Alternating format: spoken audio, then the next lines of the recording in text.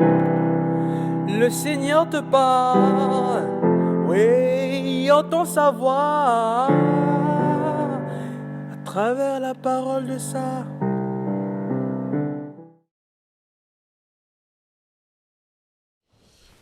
Bien-aimés dans le Christ, notre vision de Dieu, bouc émissaire, ne diffère pas énormément de la vision des contemporains du Christ de Dieu, c'est-à-dire d'un Messie politique. Dans l'évangile de ce jour, la question de Jean-Baptiste se situe dans un contexte bien particulier. Il demande à ses disciples de poser la question suivante au Christ. Es-tu celui que nous attendons, qui doit venir, ou devons-nous en attendre un autre?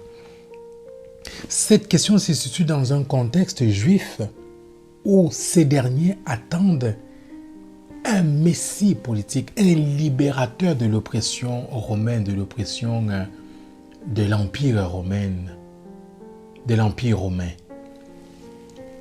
Or nous aujourd'hui, nous nous sommes fait une conception de Dieu. Nous rendons Dieu responsable de nos malheurs.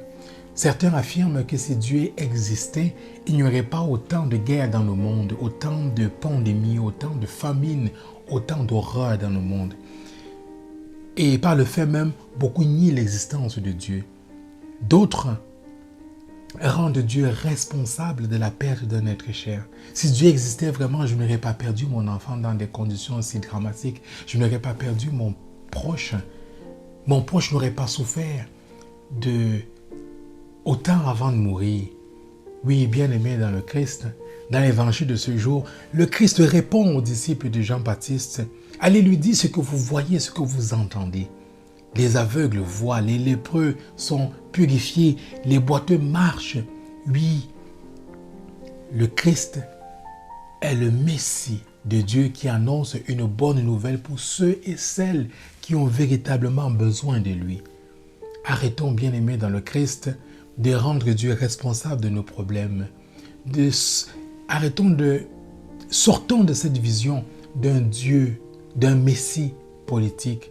Arrêtons de concevoir un Dieu à notre convenance et tournons-nous vers le Messie. Amen.